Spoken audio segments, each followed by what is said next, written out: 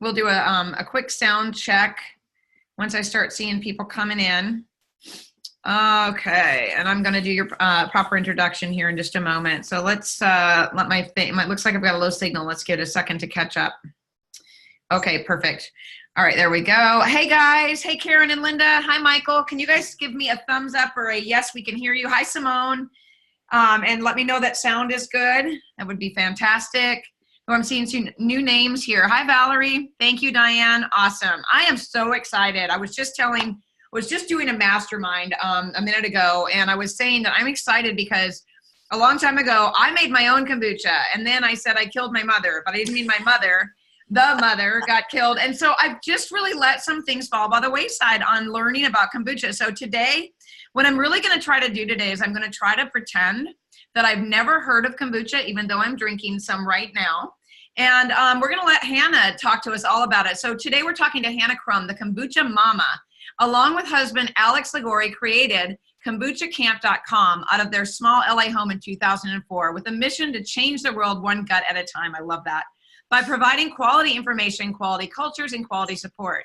A popular speaker about kombucha fermentation, and I'm going to get this wrong, Bacteriosapiens. Hannah is frequently featured at corporate and health conferences, festivals, and events. As an extension of their mission, they also founded Kombucha Brewers International in 2014 to unite and advocate for the commercial kombucha bottling industry worldwide. Through Camp's videos, blog, online communities, and award-winning Amazon bestseller, The Big Book of Kombucha, they serve as mentors and the leading experts to millions of kombucha lovers from all corners of the earth. Welcome, Hannah. I'm so excited to have you today. This is going to be fun because we're talking about some weird words too, right? Yeah, thanks for having me, Carmen. Absolutely. So let's do this because I know we're probably going to have a lot of people that they've heard of kombucha. Maybe they've tried it, maybe they haven't, but a lot of people that also are new to this. So why don't you tell us, just start with what it is. It's super simple. It's fermented tea. So ferments, we think of yogurt as a dairy ferment, cheese. We also think of sauerkraut. That's our fermented cabbage. So, I mean, basically, we can ferment almost anything if we have the right culture and environment. And for kombucha, we have a culture called a SCOBY. That's an acronym for symbiotic cultured bacteria and yeast, also lovingly called a mother, daughter, various iterations of that. But yeah, that culture is highly reproductive, just like everything in nature. And as long as we care for it, give it what it needs, tea, sugar, the right temperature, it will yield literally a lifetime supply of delicious kombucha. Very cool. Okay, so talk to me about and now sugar, that's one of the things I hear, it's the biggest myth. Oh, I don't drink kombucha because it has too much sugar in it. So tell us about give us the idea step by step, the briefing on how you make it. How do you make kombucha? Yeah, the reality is it's super simple, which is how I was able to get into it, because when I first learned about it back in the early 2000s, I knew nothing about food or diet, was still eating all that processed junk, but it's real simple. And you probably have these ingredients in your home right now, tea and sugar. So everyone knows what to do. You boil the water, you steep the tea, and these exact steps and recipe are on our website if anyone wants to grab the exact amounts. But typically for a 1 gallon batch, we're using 1 cup of sugar, which is a lot of sugar. But when you drink the final product, and do you remember your first sip of kombucha? Did you give a little kombucha face there, or how was it for you, Carmen? It was horrible because I shook the bottle and opened it in the car. You were wearing your kombucha. I wore it and my car wore it, and I didn't even get to the drinking part because the smell was so bad. And that was in 2002 or something like that. So yeah. Exactly right. So it's an acetic acid ferment like vinegar, which is what gives it that real tangy flavor. And a lot of the sugars consumed in that fermentation process, that was sort of my way of getting to that, is when you go to drink the finished product, it really often doesn't have as sweet a flavor as you might imagine it would. Right. Right. So who first discovered kombucha? Who first said, this is a great idea? Like, what's the history of it? I mean, where do human beings come from, right? Like, these ferments are so fascinating in that their history is long and storied. So according to the mythology of kombucha, it originated in 221 BC with the Qin dynasty. Tea, of course, being a Chinese product. Of course, it was available there. It was said to be produced for the emperors to give them long life, immortality. And some of the traditional names of kombucha reflect that. It's been called the tea of immortality, the tea of long life, The culture is called Le Champignon de la Longue Vie, which is French, of course, for the mushroom of long life and things like that. So it has that attribution. Some say there was a Dr. Kombu from Korea who went to help an ailing emperor in 414 AD. Supposedly the samurai drank kombucha. So we have a lot of really great rich stories in history, but in terms of like actually pinpointing where it came from, we don't really see that information emerging until the turn of the 20th century. And you know that when I talk to Asian people, I speak Mandarin Chinese, so I've spent some time there. I ask them like, where does kombucha come from? And Chinese definitely claim it as their own, but it seems to have touched on Korea and Japan as well. And so, in fact, the word kombu is a Japanese seaweed. And just like we've called the culture in the past a mushroom, even though it's not a mushroom, it's because it sort of resembles a mushroom cap when you look at it. Well, kombu is a brown seaweed, and hanging from that mushroom cap are these brown strands. So did it potentially pick up this name kombucha, cha meaning tea, in that it looked like this brown seaweed hanging in the liquid? So who knows where exactly it came from, but kombucha is just such a fun word. It's stuck, and people really love making it. Yeah, and it's everywhere now, right? It's everywhere you go, and I mean, I'm grateful for that because it's become more affordable in the mainstream market. And I mean, even the Kroger and the Publix has it now. How did we discover that it was good for our guts, and how is it good for our guts? So two-part question. Great question. In that we discovered it by consuming it, right? How did we ever know anything was good for us? At some point, someone in the ancestral chain took a chance. They tried it. They prepared it in a specific way, and they felt great as a result of it. And so this is the comment we hear the most from people: is it just makes them feel good. And of course, as we're learning here in the 21st century, sort of reaching back to Hippocrates' times, we recognize that all disease begins in the gut, and how valuable our microbiome is. And so, of course, if your engine is out of order, then you're not going to function properly. Right. And so kombucha's digestive properties are directly related to that tanginess, to that pH, to those organic acids that it creates. The problem today is a lot of folks don't have a low enough pH in their gut. And so even if they're eating high quality inputs, you know, quality sourced products, their body may not be able to extract all of the nutrition because they don't have a low enough pH. And so consuming any type of fermented food, which all have that sort of tanginess as part of their profile, is going to help the body to process and digest and extract more nutrients from the food you are putting in your body. Okay. So I've heard, and you know, this might be because I've done a lot of studying of DNA and genetics and all of that, that a lot of people that may have like histamine problems or DAO enzyme deficiencies or whatever, there's some people that just can't drink it or don't do well with it. Is that true? That is totally true. Just like some people can't have shrimp, some people can't have peanuts, some people can't have any, you know, insert any food thing here. There are just some people for whom it is inappropriate. And I think that's the thing to remember, right? It's easy to, you know, superfood and get hyped up, and this thing we've never heard of now is suddenly the new amazing thing everyone has to drink so much of. It's just a food, right? And so whenever you're adding something to your diet, it's just one more tool in your toolbox as opposed to the end all be all that's going to, you know, cure every ailment that you have. Right. And that's part of the problem I'm seeing today.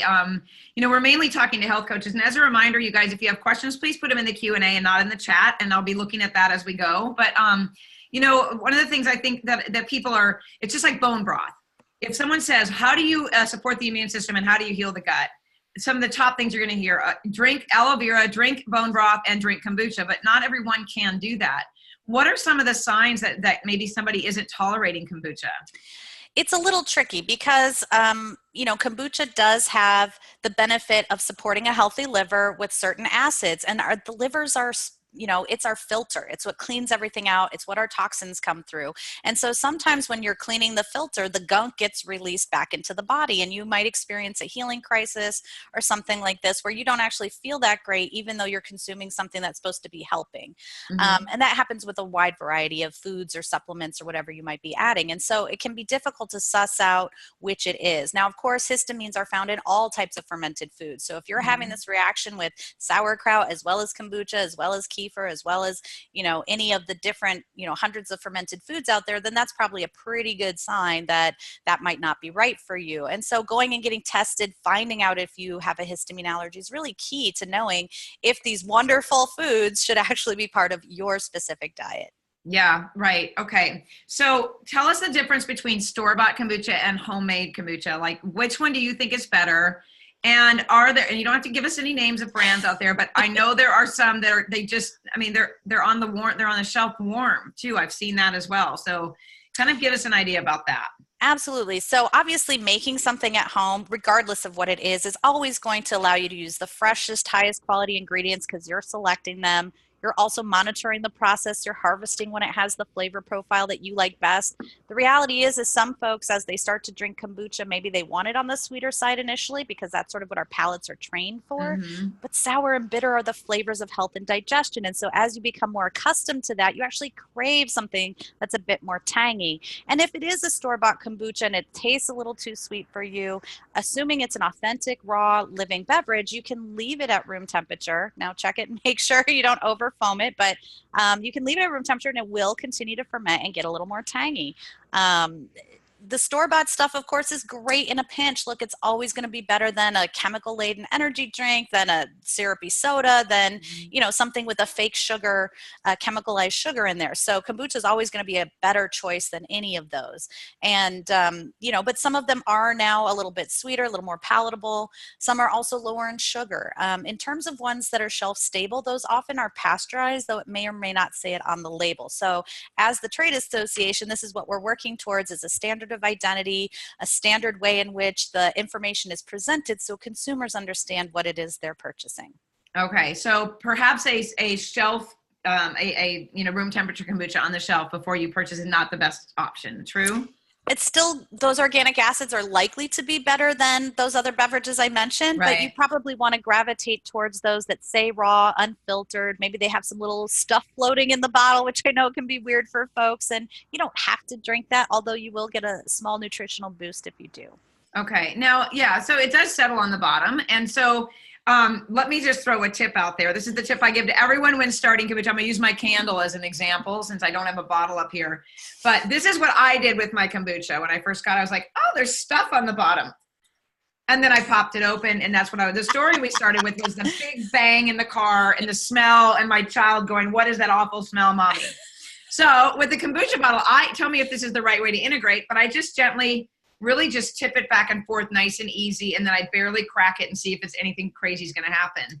Perfect. Is that the best way? Yeah. It is. Okay. It is, because you still want to get some of that stuff distributed throughout. You don't necessarily want to have a big glop at the end, and that's a perfect way to sort of gently caress it into the liquid. And then, yes, you want to listen and hear. And if it is starting to foam, if you have a glass nearby, you can very quickly pour it, and that will help, or just really quickly close it back up and then do that little Yep. It can take a minute, but if you're not afraid and if you have a sink nearby, it's really easy to just quickly pour it and those bubbles will flow into the glass. Right. Okay. So the way that I made my kombucha, like I said, years and years ago, was by some recipe I found online. It was to use a plain GTs with the tea and the sugar. And I don't remember the steps. I still have the recipe somewhere buried in all my books.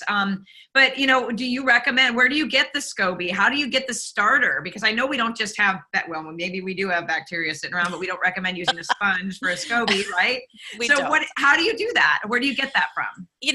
I've always gotten it from someone else, and that's same with kefir grains. Like they've never been able to reproduce it in a lab. Now, SCOBYs, I think, because there's a lot of different types of organisms that create bacterial cellulose. We also see these vinegar mothers and things like that. Again, they're related, but not exactly the same. And they're uniquely developed to harmonize with the nutrients that you're feeding them, the sugar and the tea. And so the best way really is to get one from a trusted source. So that could be a friend who's making kombucha and, and they're able to share a culture and some starter liquid with you. And if you don't have a trusted source, then Kombucha Camp is happy to be your trusted source. We're bacteria farmers. We grow in all organic ingredients in a certified, state inspected facility. So you're going to get a really high quality product. And because it reproduces, right? Like I'm a crazy person selling something that people will then be able to just reproduce themselves. I'm definitely not part of that typical consumer cycle. Yeah. Is just that we want you to have the best experience possible. And I think why people get so jazzed about kombucha is maybe they've tried different things in their life, or maybe they've never really experienced inviting living nutrition into their bodies. And so Mhm. when they feel that, when they get that transformative of like, I've been struggling with indigestion or acid reflux and nothing has helped, and now this thing is helping me, this is why I think we get so much hype, is because people are just excited. And in Yeah. fact, the vast majority, including GT Dave, who started the entire kombucha industry back in 1995 out of his home kitchen, Right. was because he witnessed how it helped others' health be supported. And so many of our members are, of our producers are people who had a health challenge. Kombucha helped. They were inspired to share that with their community. And that's really why we've seen such a flourishing of small businesses. And of course, then big business takes note. And as you mentioned, every store brand seems to have their own brand now too. So clearly Yeah. people are recognizing that consumers want products that are not just fun, spend my money on this thing. They want a real benefit. They want a value from what they're putting into their bodies. Totally. Yeah. So does it work similar to, so if we have a client who has acid reflux or GERD or whatever, many times the advice to them is to take a, PPI, proton pump inhibitor, whatever. As we know, or I hope we're all learning, health coaches, that, these problems and these diseases and heartburn come usually from not having enough stomach acid instead of having too much. It's exactly the opposite of what we've been taught. And one of the first pieces of advice is take a shot of apple cider vinegar before you eat or for digestion. Does kombucha act the same way as apple cider vinegar in doing that? It does, especially if it's that tangier, more home fermented type of product. Now, it is a milder acetic acid content than apple cider vinegar. And Mm-hmm. as anyone who's done an apple cider vinegar shot knows, those are exactly really intense. And so we Yeah. think of kombucha as like easy drinking vinegar because Mm-hmm. it's typically less than 1% acetic acid versus vinegar, which is 4 to 8%. So, you can enjoy it more as a beverage with your meal, before your meal. And again, why do we eat in the first place? Our body is seeking nutrition. And so when you put nutrition in a living form in your body, you then, maybe you don't consume as much as you normally would because you've already given it some of what it needs. Yeah, absolutely. So can kombucha replace probiotic pills? Because I alternate with them. Like I'll do, I'm a honeymoon girl. So I honeymoon off of all supplements at some point. I take breaks from everything that I do. I cycle through things. So when I'm not taking a probiotic for a week, or maybe I'm taking a couple of days off, I increase my kombucha. Is that a good replacement? I mean, I don't think of them as replacement. I think of them as working in tandem. And even Okay. probiotic pills, one of the things we've seen is people will overconsume one strain or 3 strains, and that's not how humans are composed. We are Right. intended to be incredibly diverse, and this is why we have such a voracious appetite for everything and why we should be eating in season, et cetera, et cetera. But rotating through your ferments and your probiotic supplements, all of them is a really great idea. And like you said, cycling through things. And if you look at Chinese medicine, they're never saying eat this all the time forever. Same in Ayurveda, right? So all of the ancient traditions understood that we need variety and diversity in order to support an organism. And sometimes things lose efficacy when we overconsume them. And I've even experienced in my own life overconsuming high quality food products, but because I was only consuming those couple of things, my body then ended up with an allergic reaction to them. So it's Totally. just a good reminder that we have to diversify no matter what that is. And kombucha is a great way to do it. Yeah. And I love that you just said that too, because I think, allergy testing, and getting labs. And I even see coaches, they're like, well, I was just allergy tested and I'm allergic to this. And I'm like, well, what do you eat every day? Because my first allergy test was a long time ago, and I was eating exactly the things every single day, and it said I was allergic to all of them. So yeah, I'm glad you made that point. I think it's misunderstood that we're not necessarily allergic to them. We've just overindulged on them. It's time to diversify, right? Exactly right. And I had that exact same experience. I got my allergy panel. I was like, oh, this is everything I'm eating all the time. Oops. I know. And here we think that it's because we're sick because we're eating them. No, just don't eat so much of them. Okay. So as far as let's kind of change gears just a little bit. Somebody comes out and they get a SCOBY from you, right? Because you sell the SCOBYs, correct? Yes. Okay. Do they need to have a specific kind of tea or a specific kind of sugar? Are we talking organic? I know it's black tea, correct? Black tea is the traditional tea for kombucha. Okay. It's what has the most nutrients for the culture. It's going to give that sort of appley, sort of yummy flavor to it, higher in malic acid as a result. You can use different types of tea. They will impact the flavor profile as well as the nutrient content. And so it's really fun to sort of mix and match teas when you get more into the process. Because you have extra scobies, you can make it without tea. You could do a hibiscus kombucha. You could do, where you're just using herbs in the primary ferment. And if you're not concerned, this batch must make another culture for me, then you can really experiment with anything you like. Now, in terms of sugar, it is really important that it is sucrose. Sucrose is both fructose and glucose together, and part of the fermentation process is the yeast cleave that disaccharide into those monosaccharide components. And so the glucose and fructose serve very specific functions. Glucose is going to help go make those G-forming acids, gluconic, glucuronic acid, which are so great for the liver. The fructose is going to nutrify the yeast and some of the other components. And so we need both to have that really balanced mix, and what gives kombucha its reputation. Again, once you know the rules, then you can break them. Of course, you can make a maple syrup kombucha. You can do these other sugar sources. However, if they are higher in mineral content, which a lot of the darker sugar types will be, they likely will sour more quickly. And so you do just need to monitor and tweak the process so that it's still hitting a flavor profile that you enjoy. Wow, you are crazy knowledgeable about this. This is like, I feel like I'm in a kombucha encyclopedia right now. This is fascinating. And maybe we're talking like a million miles an hour here because you and I seem to have the same style, but this is just fascinating to me. Okay, so should we go with an organic sugar and an organic tea? Those things are important, right? Always. People have been making kombucha with Lipton's and, plain white sugar for a long time, and certainly derived a benefit. But of course, as we wake up and are more conscious, we want to choose nutrients and inputs that already come to us in a healthier state. So I think it is important to choose organic ingredients whenever possible. But if all you have is, a couple of leftover tea bags or whatever, just go ahead and use it. You're better off making the kombucha and drinking it than stressing about, oh, do I have the right perfect everything? And we make a really fantastic tea blend. It's included in all of our kits, Hannah's special tea blend. It's green tea, black tea, white tea, rooibos, and yerba mate. So we include some tisanes for flavor and health benefit, and it just has a really fantastic flavor even by the cup, but makes perfect tasting kombucha. You're making me want to try this again, and it's like the last thing in the world I need to do because I'm so busy is to add something in there that I need to pay attention to. So how easy is it to start the process with one of your kits? It's so easy because we provide you everything you need. And of course, if you're more of a DIYer, you can just grab the culture from us and use all your own supplies. So whatever works for you. We have sort of every level of package and kit available to you. But literally, it's boiling water for tea. You can make your batch of kombucha in 15 minutes.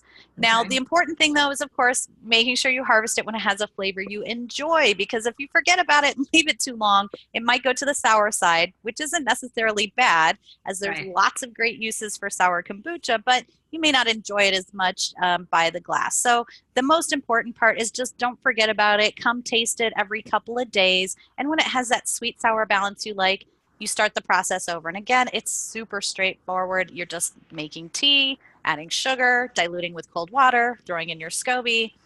You're done. It's super straightforward. And if you have kids, first of all, kids love kombucha and they can get really into the process, and you might eventually teach them how to make the kombucha. And now you've got someone who's making the kombucha for you. Yes. Yeah. So our SCOBY, and I went ahead and I did it all right. I got the glass jar and all that, but the jar I got, the SCOBY was this big. It was monster. So can you divide the SCOBY? How do you do that? Because I couldn't figure it out. You just cut it? I cut that big thing. And I was all careful about not using stainless. Make sure you use the wooden spoon. I did all of those steps, but that thing was huge. And that's sort of a misnomer with kombucha. There's sort of this thought process that it's afraid of metal, or like you can't touch metal. The reality is stainless steel is corrosive resistant. It's used in the beer, wine, and kombucha fermenting industries with no problem. So get out those stainless steel kitchen scissors, cut it up. And remember, it's not living with the stainless steel, although certainly it could. You can brew in stainless. stainless. You can use stainless steel spigots. So it's really not a big deal to cut it. Yes, I know we feel like we're cutting our friends, but that's okay. The great thing is they're microscopic and they're just going to reform again. So you're not really hurting them at all. So go ahead and just give it a trim, and you can get it back to the right size.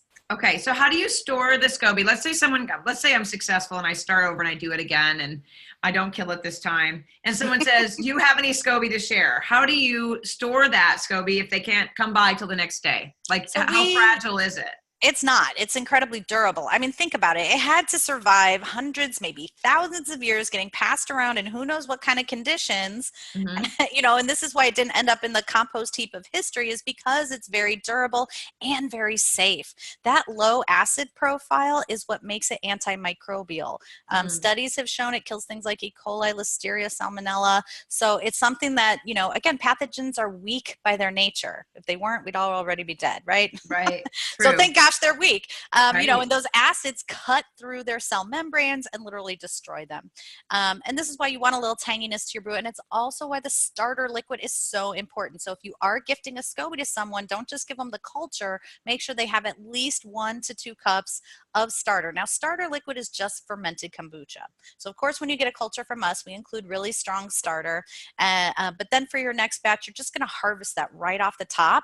And now you have your starter for your next batch. So kind of like a little offering to the mother. When you take it out, you'll see the new layers on top. That's your daughter. Your mother's likely hovering or lightly attached to it. You take both of those out. Immediately, your 1 to 2 cups, set that aside. Everything else is yours to drink. Okay. So I made a mango and strawberry and then one other flavor. And I can't remember. I don't remember how I made the flavors though. You'd think I have a complete amnesia about my kombucha experience, but when you add fruit to it, does that change the profile at all with the acid, and how soon should you drink it? Because I like mine flavored. I don't want a plain kombucha. And, most people drank it plain and sour, and now they love it flavored. And our book has 260 flavor inspirations. So if you're feeling stuck on flavors, we've got them for you. I love going to my farmer's market, my garden, whatever's fresh, in season, and local that I can just quickly grab. I chop it up into smaller pieces and I throw it right into my brew. The nice thing is, because kombucha is this sort of vinegar type of product, it's going to be great at extracting those nutrients into your brew. And so what you'll notice is, if you leave your strawberries in there too long, they look white. They get blanched because all of those anthocyanins, all of those great nutrients are being extracted into the brew and passed on to you. So if you have some knowledge of working with herbs and things like that, you can really make some very tailored and specific brews for you. Oh, that's cool. So very similar to putting apple cider vinegar in bone broth. It pulls the minerals out of the bones. It does the same type of thing in kombucha, correct? Exactly right. Oh, very cool. Okay, so let's see what's going on in the Q&A over here. So Linda is saying, I used to make and drink kombucha daily, recommend it to clients. I've switched to water, kefir, whatever, due to the yeast in kombucha that can contribute to candida. What are your thoughts on the types of yeast in kombucha, and what do you say to anyone who might have candida or be susceptible? That's a great question. It's a really fantastic question, and one we get all the time. And it sort of is this misnomer, right? Like, we think yeast and everything's all lumped together. But of course, there's so many different varieties of yeast. And the type of yeast in kombucha, oftentimes our dominant yeast is a Brettanomyces bruxellensis, which gives lambics and sour beers its delicious flavor. Or it could be Saccharomyces cerevisiae, or different types of Saccharomyces species, which is sort of brewer's yeast and bread yeast. So we don't find, there are some types of candida that will be present in very trace amounts in kombucha, but they don't tend to contribute to creating candida. And again, this is where making your own kombucha at home, making sure it's on that sour side, has less sugar remaining, is where it can actually have a huge benefit for candida sufferers, because it creates things like caprylic acid, and those acids will actually, and the yeast in kombucha will outcompete the candida yeast that has overgrown. And remember, candida is an overgrowth.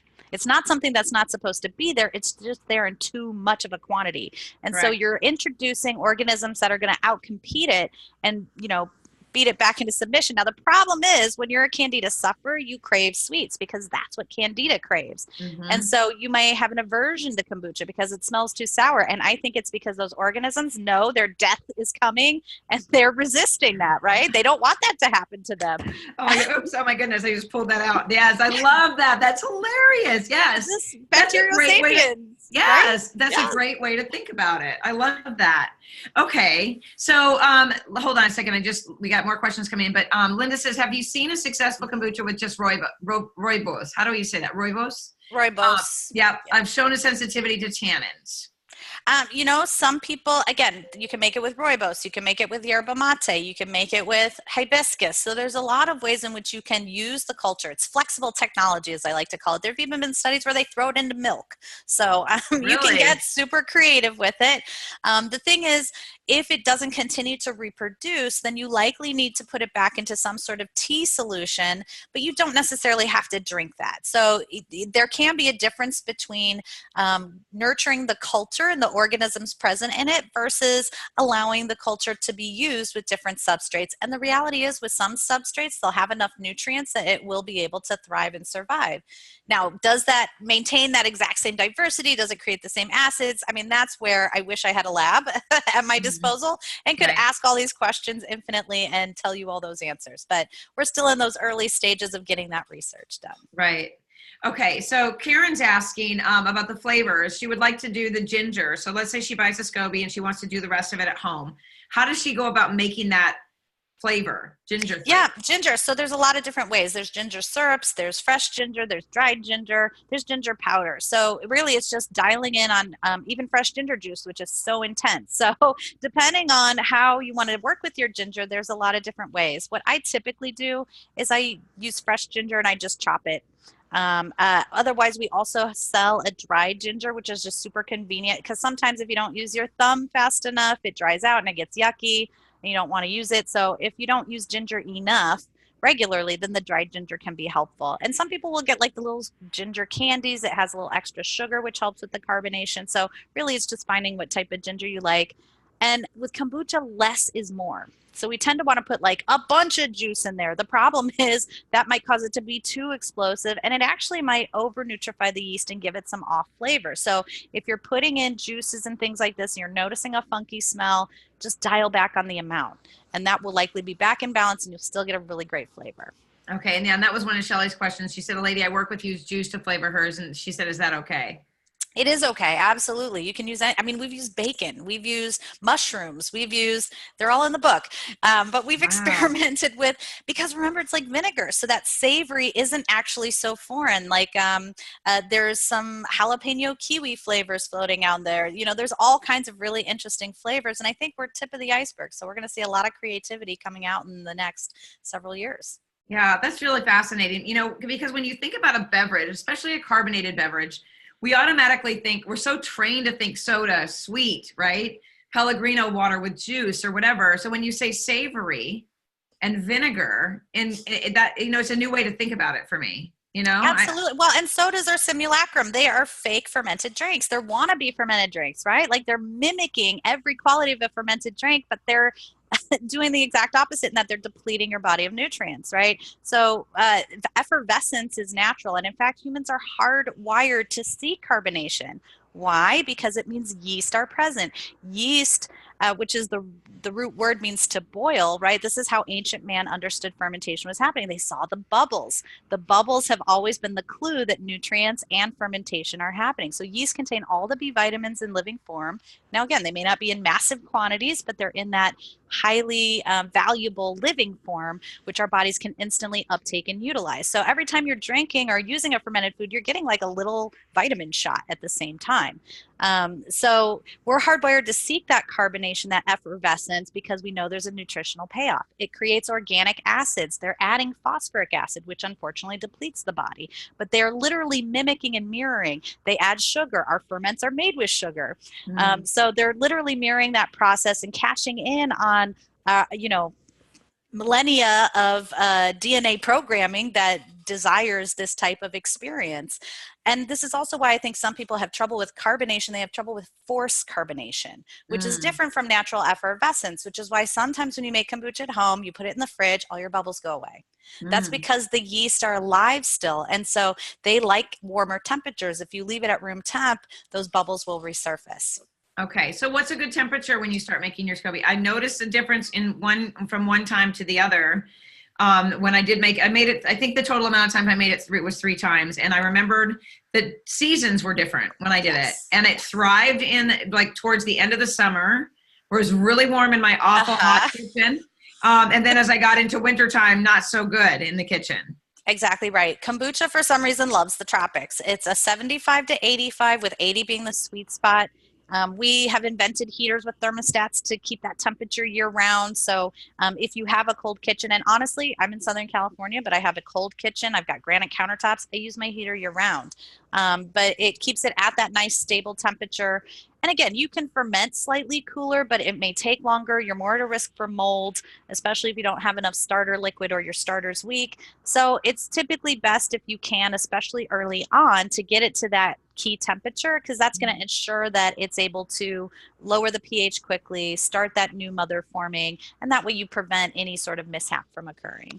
Okay, so I think I remember now that you're bringing that up, that I wrapped it in some sort of like a thermal blanket thingy type of thing. Like literally the jar was wrapped in like a hot pad or so. I don't remember. I just know that I had to keep it warm.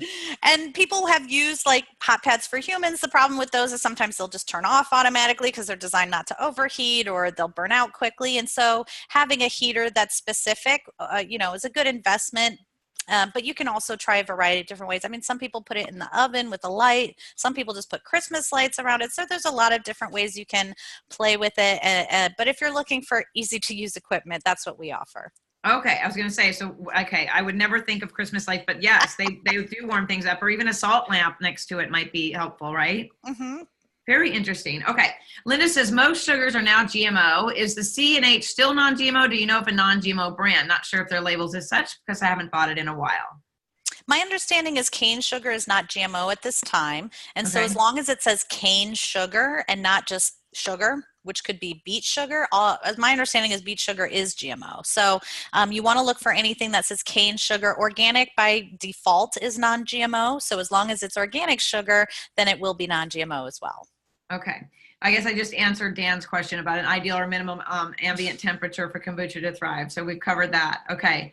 And Karen, great ideas. She always keeps fresh ginger and the candied ginger for baking. So perfect.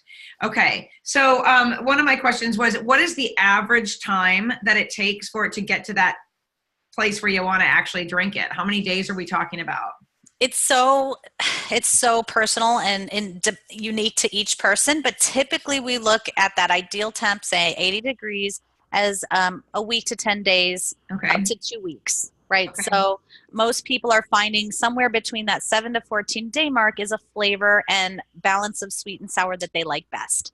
And again, it's just through tasting. And as I mentioned, the longer you consume it, you might actually prefer it to be fermented longer, because it has that tangier flavor, and those acids are really what your body's craving.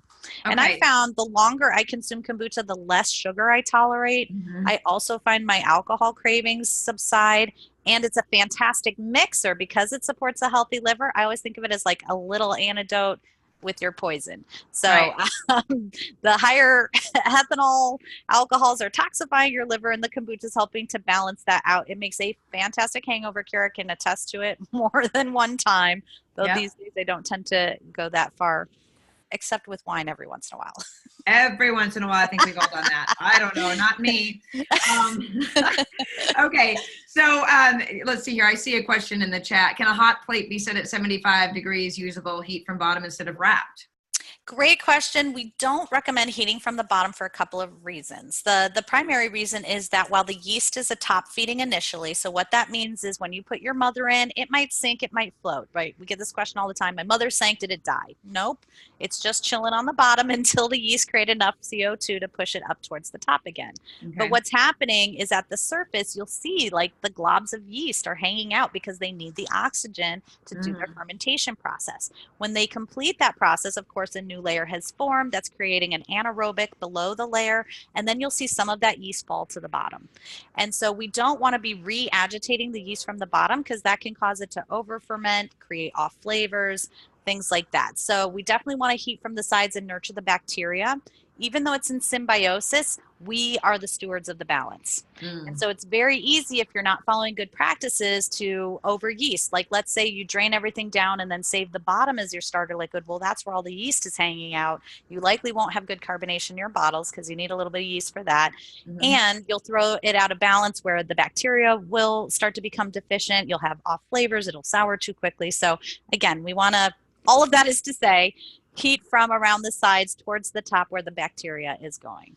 Okay, so I don't know where I learned this. Who knows? It's up in my head of useless information, but maybe it's useful to some people.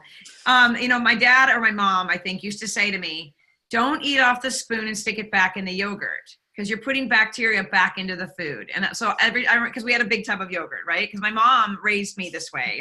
She raised us on all of these fermented foods and yogurts and all that. Don't put your spoon in there, get a new spoon. And I remember it was so delicious. Like so I was always getting new spoons.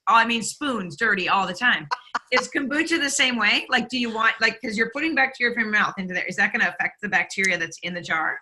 I don't even know that it affected the yogurt, but, and that's because the natural acidity will interact with anything that's potentially damaging, right? And it depends, right? Every ferment is a little different. Kombucha being more like a vinegar ferment, it can tolerate some abuse to a certain extent and still be healthy and okay.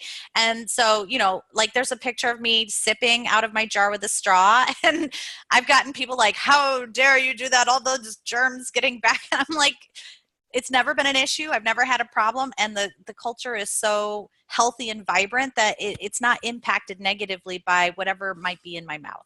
Right. And in fact, my mouth benefits from drinking kombucha because it helps support its biome. But of course, if your biome's off anyways, it could have a negative effect, right? See, it's all this, it all depends on what you're starting with in terms of what's present in your body naturally as to how it's going to resonate, harmony, and work for you. Right. Okay. So do you have to feed kombucha? Yeah, so it does from time to time. Now, the bacterial cellulose is super stable. So unlike kefir grains, which are very, they need to be fed all the time or they'll dissolve, they'll eat themselves, the bacterial cellulose is very stable. And so it does, however, need to be kept hydrated at all times. And this is why there's such a high failure rate with dehydrated cultures, because that starter liquid is where so much of the power exists.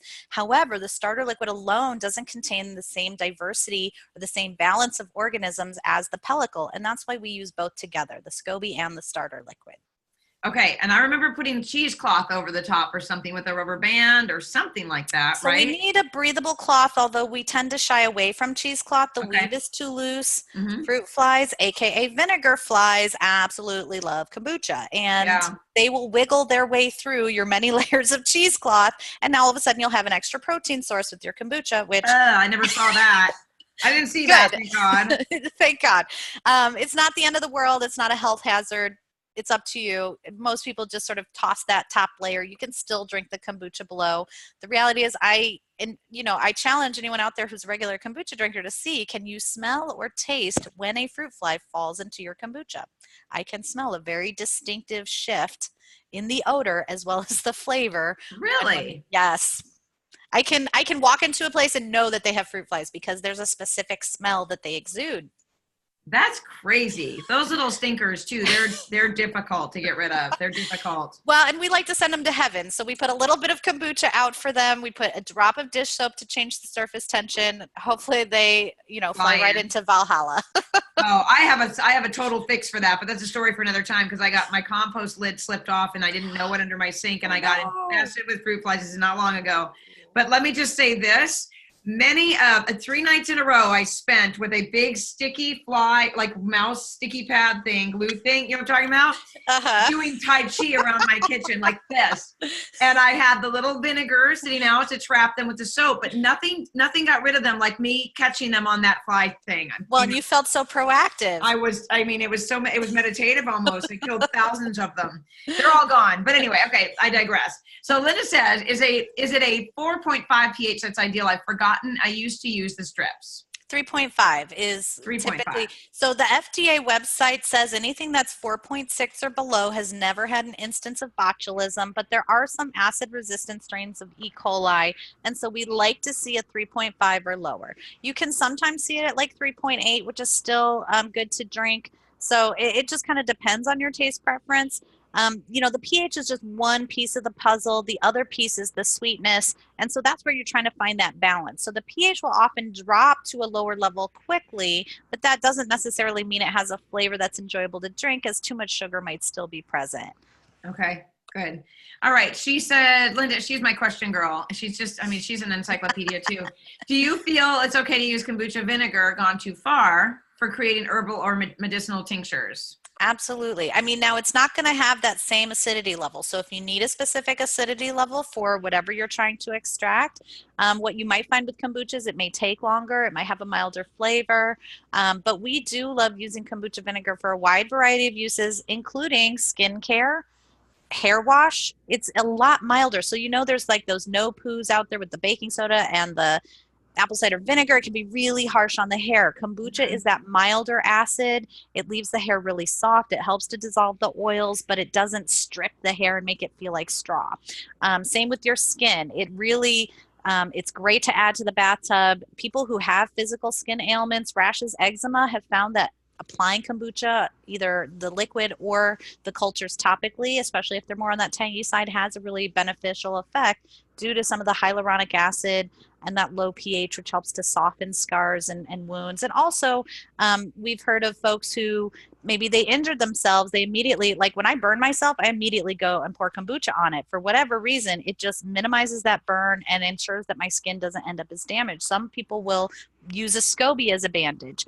And then just the other day, I made a kombucha vinegar face mask with some green clay and rose water. And oh my gosh, my skin just felt so amazing. Obviously, because all those things are great for your skin. So there's a lot of different things we can do with it. The book details that, as well as our blog. If you go to the blog and just type in like skincare or something like that, you'll find some information there as well. Yeah, and I'm going to share all that with you guys in just a second. So let's venture for a moment while I go out and grab that link. I want you to talk to us about like your top 3 fermented foods or beverages that you would recommend in addition to kombucha.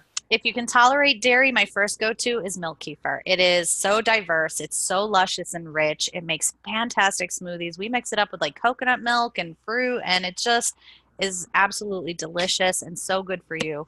And more diverse than most of the commercial yogurts you see, which typically only have about 3 strains. Milk kefir can have, some studies say up to 300. I don't know if it's that many, but certainly 30 and there. Another one that I've not yet trained myself to eat, but I know is super good for you is natto. It's slimy beans. It's so funny. My friend Kirsten Shockey, her book is coming out next year. She wrote all about natto, and she's like, she learned to love it, and it like your body craves it. It's such a high source of K2.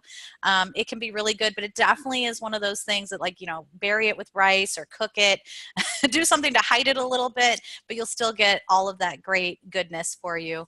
And then, I'm trying to think. Sauerkraut is my other super favorite, super yummy. This is why you've got kraut on a Reuben, right? It's hard to digest all that meat. You throw that sauerkraut on there. It helps break everything down. I love sauerkraut juice, although I will say you can drink too much of it and give yourself a mini cleanse. Yeah. Even though it tastes delicious. So always monitor how much you're consuming. That kraut juice can be really powerful. Okay, that's the one thing. Like, I love kraut. I grew up on it. I loved it. I don't know, but we have a student now that makes it, and she brought me some when she came to visit. How do you make sauerkraut?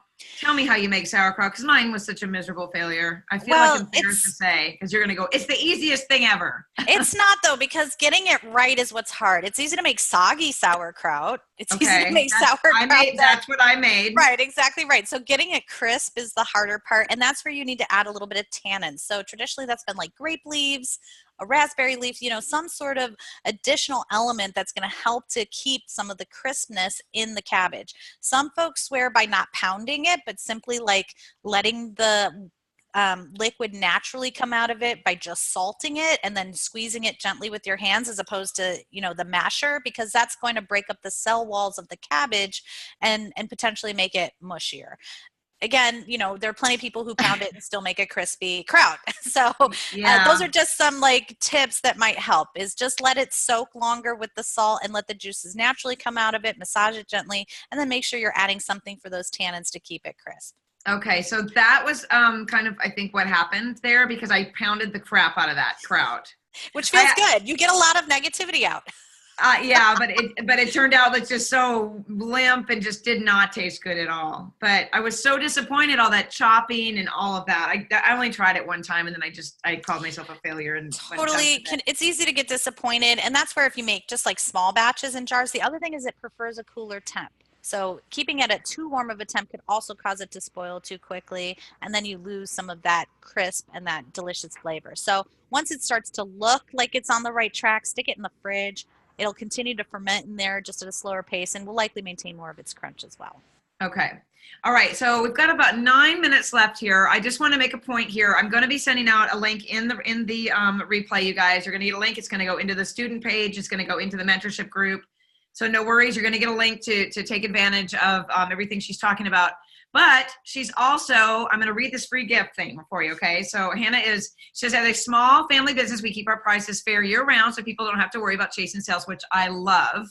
That means there's no coupons, but always happy to offer a free gift with purchase, which I think is fantastic, because who doesn't love a free gift, right? So I'm going to just read these out loud, these instructions on how to take advantage of the free gift from her, you guys, okay? And then I'll copy and paste it and plug it into the chat as well. But if you place an order at the store and leave free gift in the notes section, this will also be in the replay of the checkout screen, placing the order at the store and reply to the order email requesting the free gift, you're going to call Hannah to place your order by phone and choose your free gift, right? If I got that right, Hannah? Yeah, so it's two ways. If you just want to enter it in free gift, we'll pick something for you. If you want to choose or know exactly what your purchase what type of free gift it will lead to, call me. Again, we're a small family business, so if I don't answer, leave me a message. I promise I'll call you back as soon as I can. Sometimes I'm traveling, sometimes I'm doing things like this, sometimes I'm at conferences, but I do always try to get back to people as quickly as I can to help. And also, if you've got questions, like you're not sure, should I do the kefir, should I do the kombucha, what's Jun versus kombucha, right? We work with 4 different cultures: milk kefir, water kefir, kombucha, and Jun, which is kombucha's raw honey green tea cousin. You said, what are you calling it? Jun or June or June is sort of the Chinese word. It means bacteria, but it's for folks who want to avoid sugar and have a great source of raw honey, which can be a little expensive. Jun just has this like sort of, it's a little, they call it the champagne of kombucha. It's a lighter flavor profile, and it just has that honey floral note, which is so amazing. And I like to mix and match them. But yeah, so I can help you figure out what's right for you, what equipment you need, things like that. Okay. So I want to talk about water kefir, because is it kefir or kefir? Kefir, kefir, kefir. I mean, if you go to the old country, it would never be made with water. And so in Europe, you can't call it water kefir. You have to call it something else. It's originally tibicos, is my understanding, and it comes from Mexico. It also might even be what is ginger bug or ginger plant. Ginger bug's different, actually. That's where you just do the grated ginger, but it might be ginger plant is similar. It looks almost the same. There's a bunch of weird names for it. Long story short, tomato, and how you want to pronounce it. Okay. But it is a sugar ferment, and it's not an acid ferment like kombucha, so it doesn't have that same level of tanginess. And so for folks who maybe can't tolerate that tanginess, water kefir can be a great intro into fermentation, because you can make water kefir and then pour some of that into juice, and now you're fermenting the juice and making probiotic juice. We typically don't want to ferment the kefir grains in the juice because the acidity can cause them to disintegrate. Right. So keep the water kefir just eating what it normally has, which is sugar and water, but you can use that liquid to inoculate a wide variety of things to make probiotic drinks, one of them being coconut water. Mm-hmm. And so folks who are looking to incorporate more coconut water because of all the great nutrients it has, you can ferment it with a kefir grain or with the kefir water and turn it into this probiotic version of something you love. Okay. Do you sell those grains as well, right? We do, yeah. So all of our cultures are living. They're all organic ingredients. We ship all over the world. So yeah, we're happy to get anyone started. Okay. I made coconut milk kefir for years, and I loved it. And for some strange reason, like my son, I think he was like 4. So this is a while ago. Why did I stop all of this stuff now that I'm sitting here? Well, life took over. But it was one of his favorite things. There was no flavor to it. But it was like perfect every time I made it. It was so easy to make. and he would drink it to get the big glob out of it on the very top. You know what I mean? And so Yes. what are your thoughts about coconut milk as a kefir? Because I know you said something about dairy while I was grabbing that link and I missed that part of the conversation, but is that just as good for you? Yeah, absolutely. And so it depends on if you can tolerate fermented dairy or not, right? Some people choose not to consume dairy for a variety of reasons, whereas other people literally can't have dairy at all. Now, the nice thing about fermented dairy is when you're using a kefir grain or a traditional yogurt culture, it's consuming the lactose. And so often people think they're lactose intolerant. Usually they're pasteurization intolerant. Okay. And that's why fermented dairy will work for them because the lactose has already been naturally processed. Now, if you have a protein allergy, that's something altogether different. But if you can tolerate it, you can use the milk kefir grains to also ferment things like coconut milk and other substrates and make these sort of interesting yogurty-like products that are made with non-dairy. Now, those grains do need lactose. You might be able to groom them over time to turn into just a coconut culture, but you'll at least need to start them with some milk. But you don't have to drink that milk. You don't have to use it. And you don't have to use the same amount as if you were making kefir to drink. You could just, rest them in some milk to make sure they have the nutrients they need. Right. Okay. Yeah, we made yogurt one time too. Oh my gosh, you've motivated me. I'm gonna have to do this again because I could buy kombucha by the case. I just bought a case of those little probiotic shots last night, and then I bought like 9 bottles of that. And sometimes they make it home or, what I mean? Pop open or something like that. Ebb and flow, right? Like you can be reunited with an old friend. It's all good. Like people, they'll get guilty telling me, I used to make kombucha. It's like, it's all good, right?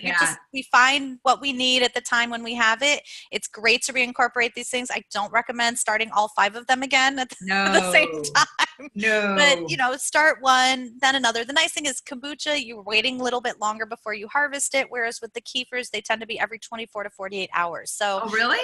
Yeah, because they need to be fed so frequently, they can't handle that long fermentation cycle, and so we make smaller batches more frequently with the kefirs. Okay, that might even be a better option for me to start with, to go back to, to reintroduce myself. Yeah. All right, one last question for me, and then we're going to wrap up. My mother, again, I've already mentioned, she raised me holistically, and we had what we named him Herman. It was this bread in this green bowl. I'll never forget. It's part of one of my earliest childhood memories. But it was a sourdough bread, right, in this green bowl, and my mom would make us feed him. Somebody needs to go feed Herman. And I remember standing over him. I have no idea why his name was Herman, but we would stir him, and all the bubbles. Oh, Joan's saying she used to make Herman. Maybe his name was universally Herman. I don't know.